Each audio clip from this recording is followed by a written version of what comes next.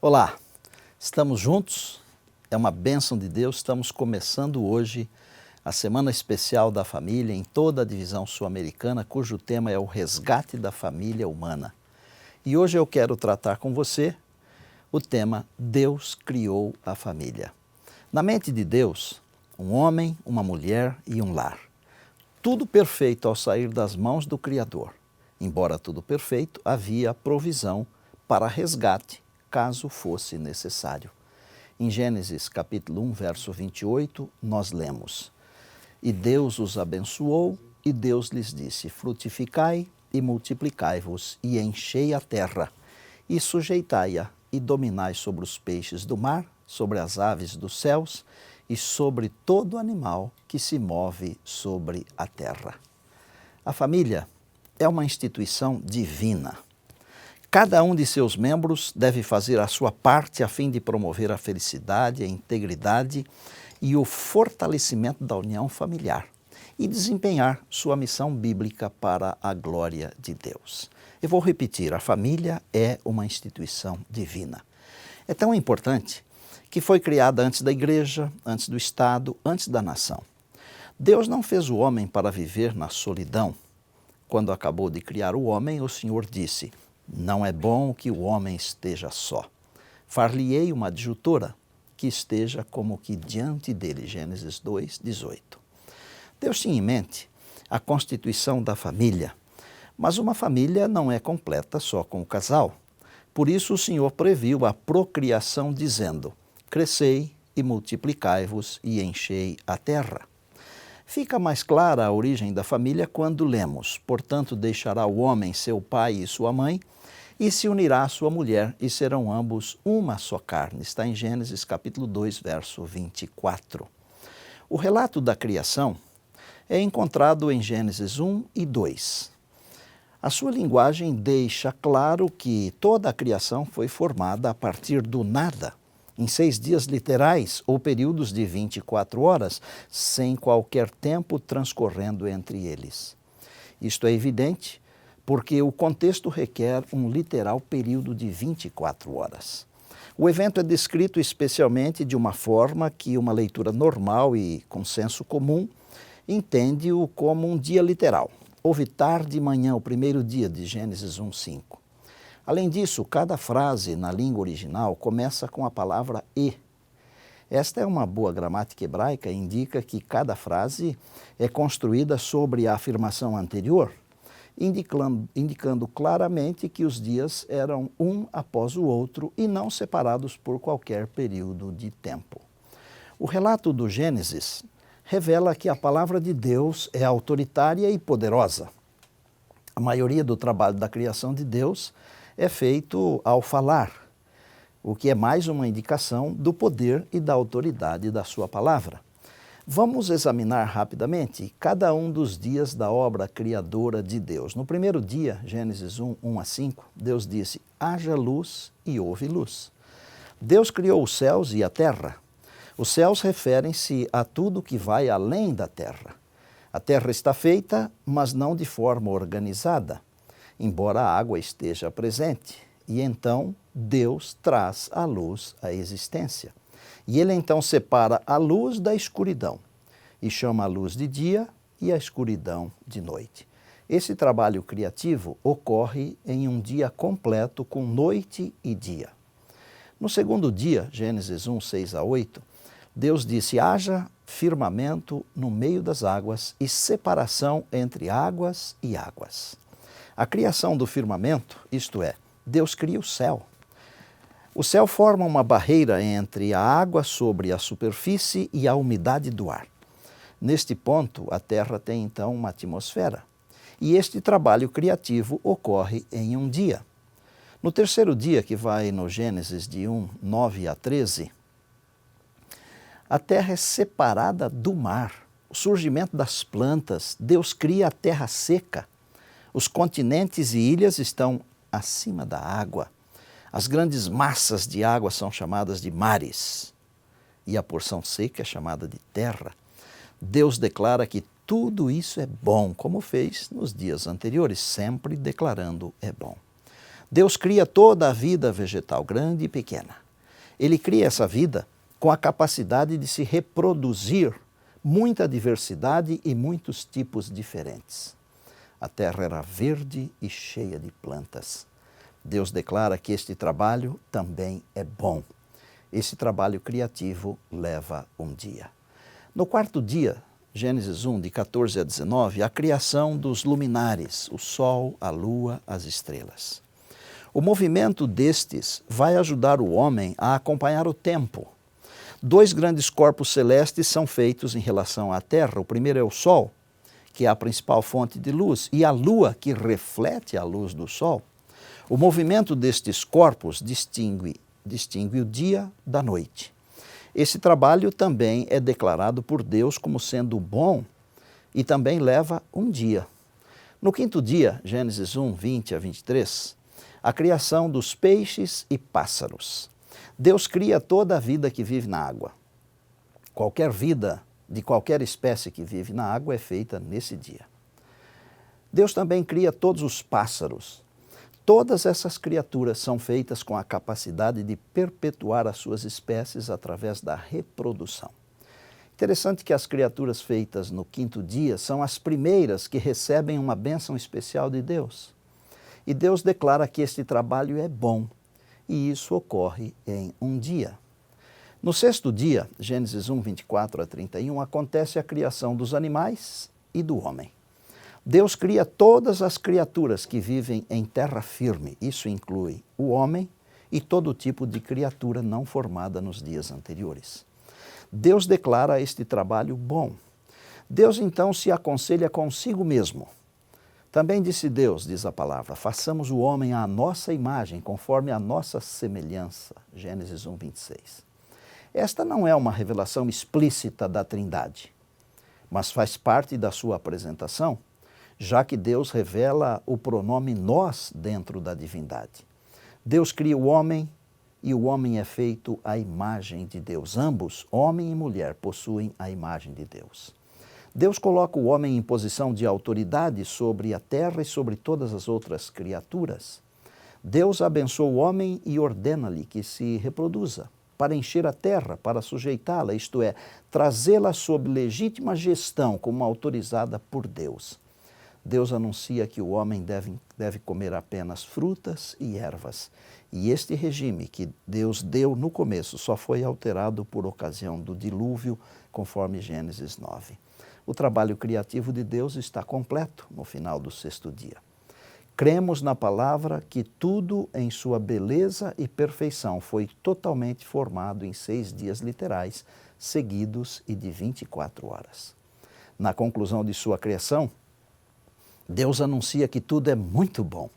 Destaque para o muito bom, que Deus só pronunciou após a criação do ser humano. Sem dúvida, o ser humano é a coroa da criação. E, finalmente, no sétimo dia, Gênesis 2, 1 a 3, o sábado, dia em que Deus descansou, abençoou e santificou. Deus descansa não porque estivesse cansado, mas de seus esforços criativos, mostrando que a criação estava completa.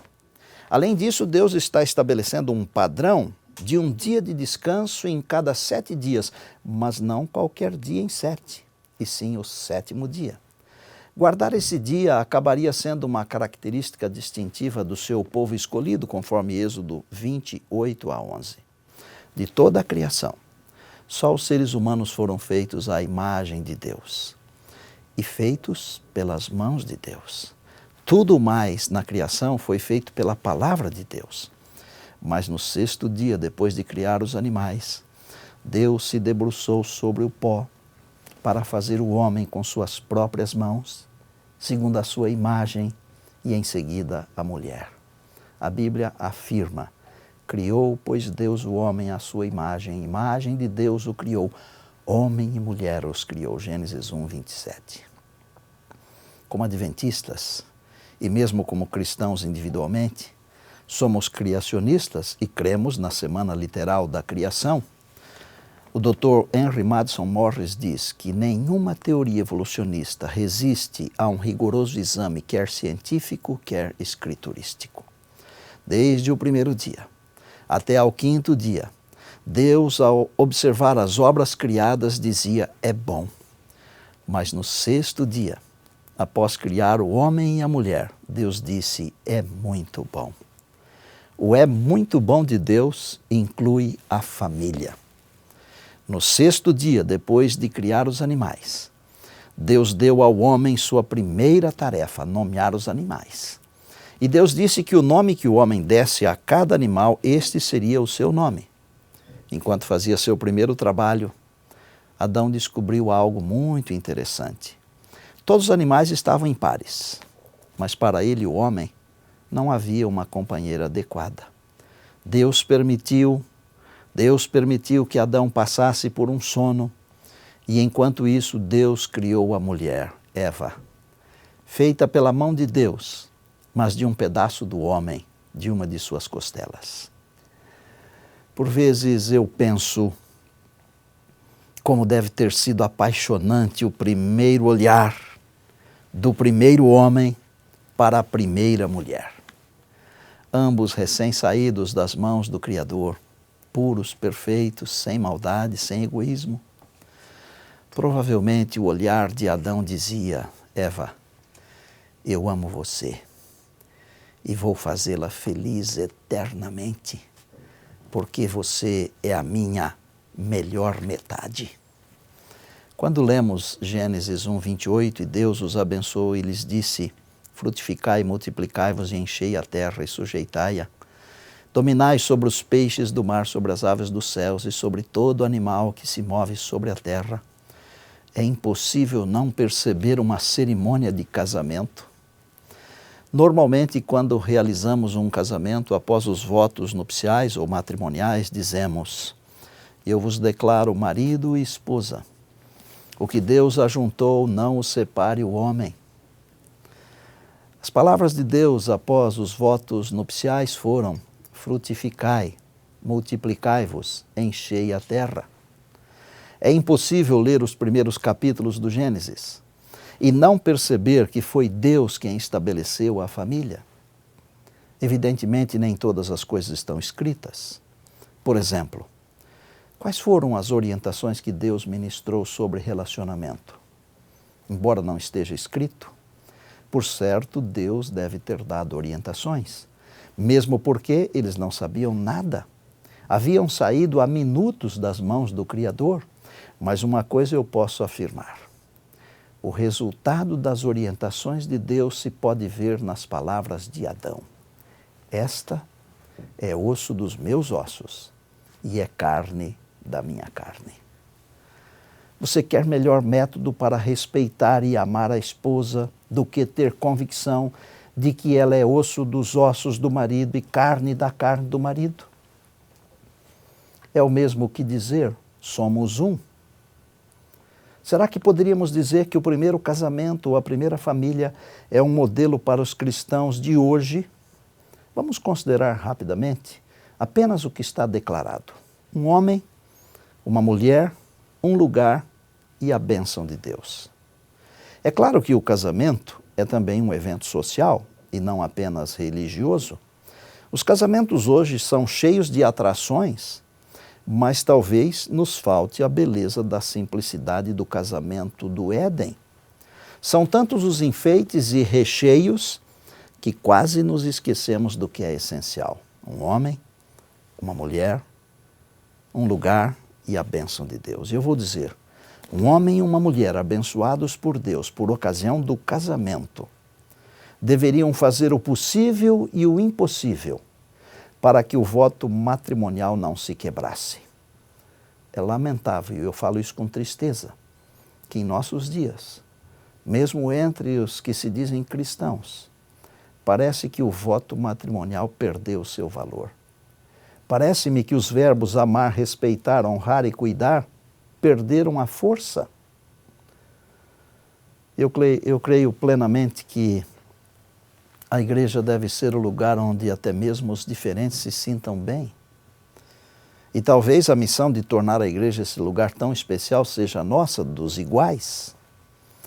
Vivemos num mundo de mudanças, Muitas delas são para o bem e estão de acordo com a vontade expressa de Deus em sua palavra, em suas orientações, mas há mudanças que não combinam com a palavra de Deus. Segundo a Bíblia, o casamento é vitalício, heterossexual e monogâmico. Pelo menos é o que se entende de Gênesis 2:24, onde está registrado o primeiro casamento da história da humanidade. Por isso deixa o homem, seu pai e sua mãe, e se une à sua mulher, e serão ambos uma só carne. Veja, deixará significa transição. Homem, demonstração de maturidade. Pai e mãe é o modelo de uma família perfeita. Se unirá uma nova família. Mulher, complemento, a melhor metade. Serão processo de aprendizagem, amizade, confiança. Uma só carne. Intimidade profunda entre duas pessoas. Uma família unida pode resolver os problemas da vida. Nenhuma família está livre das aflições, mas com Deus podemos vencer. Deus criou a família e quando estamos unidos, podemos resolver as aflições que se nos apresentam em razão do conflito. Quero terminar hoje contando uma das muitas histórias colecionadas ao longo do meu ministério. Vou contar esta experiência para mostrar que a família é uma grande bênção. Que uma família, quando unida, pode resolver os problemas da vida. Nilta é uma mulher de oração que criou 3 filhos, Daniel, Luciana e Mariano. O seu esposo faleceu quando o caçula estava com 15 anos, mas a Nilta continuou firme em sua missão. O Mariano, o menor, aos poucos foi se distanciando da igreja, pois preferia passar os finais de semana surfando na praia, deixando as coisas de Deus para trás. Na noite da sexta-feira, 19 de dezembro de 2008, o Mariano saiu para acompanhar um amigo. Na volta, um motoqueiro, sem mais nem menos, desferiu vários tiros na direção do carro onde eles estavam, sendo que um projétil atingiu bem a testa do Mariano. E a bala ficou alojada no crânio. E em razão da pressão, portanto, o Mariano foi transferido do Hospital São Cristóvão para o Hospital Geral de Pirajussara, onde passou imediatamente por uma cirurgia e logo em seguida por mais uma, em razão de uma grave hemorragia. Em estado gravíssimo, o Mariano foi transferido para o Hospital Albert Einstein. Foram 45 dias no hospital, 17 deles em estado de coma. A família unida com pessoas de vários lugares do Brasil e do mundo. Todos intercediam junto a Deus pela vida do Mariano.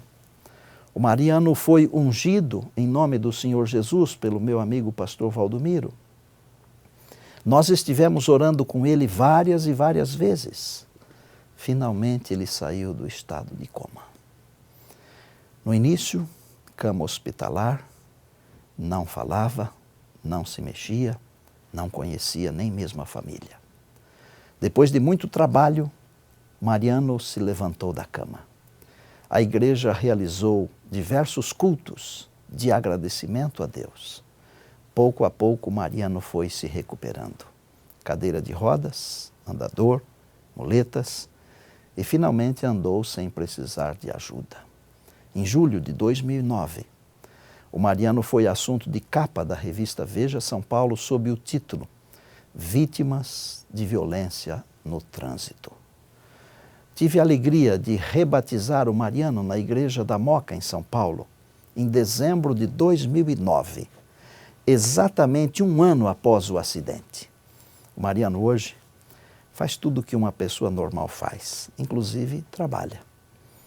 A família, que contou com a ajuda de muitos profissionais, de muitos irmãos, foi fundamental para a recuperação desse filho. Eu vou afirmar a você uma coisa. Deus sabia o que estava fazendo quando estabeleceu a família, porque a família é uma bênção. Deus sempre sabe o que faz. Hoje, ao iniciar esta semana tão especial, quero fazer um apelo aos casais que estão presentes. Vamos voltar ao princípio. e seguir as orientações dadas por Deus aos nossos primeiros pais. A palavra manda procurar nas veredas antigas o bom caminho e por ele seguir. Assim diz o Senhor: ponde-vos à margem do caminho e vede. Perguntai pelas veredas antigas qual é o bom caminho e andai por ele, e achareis descanso para a vossa alma. Jeremias 6,16. Assim como no primeiro dia da criação, Deus mandou brilhar a luz nas trevas. Do mesmo modo, hoje, Ele pode brilhar em nosso coração com a sua luz, com a luz de Deus, com a sua palavra, a fim de transmitir a luz do conhecimento da glória de Deus que fulgura na face de Jesus, conforme 2 Coríntios 4,6. Talvez hoje eu esteja falando para um casal que está enfrentando dificuldades no relacionamento. Talvez até um casamento falido, destruído, acabado. Quero dizer a vocês que Deus é capaz de restaurar. O Deus que criou a família, que restabeleceu o Mariano, pode socorrer a você e a mim. Deus pode curar as feridas. Deus pode iluminar o seu lar outra vez. Deus pode iluminar a vida da sua família de novo. Eu apelo ao seu coração. Peça a Deus que guie sua família, que guie você, seus filhos, seu cônjuge, e que nos guie a todos desta vida para o lar celestial. Ore comigo. Deus do céu, obrigado porque lá no princípio, no Éden, o Senhor estabeleceu a família. Obrigado porque a família tem transposto os séculos e os milênios e tem chegado até nós, trazendo ainda consigo as suaves fragrâncias do paraíso. Eu peço a Tua bênção sobre os casais, eu peço a Tua bênção sobre as famílias, sobre os nossos filhos. Deus, restaura a nossa família, por favor. E quando o Senhor reunir a família da terra com a família do céu, que a nossa família esteja pronta, que nenhum de nós falte. Nos entregamos ao Senhor no começo desta semana. Queremos que esta semana seja uma semana de bênção para nós, para a nossa família e para a nossa igreja. Permita que isso aconteça, meu Deus, porque nós oramos em nome do Teu Filho Jesus, o nosso Salvador e Senhor. Amém.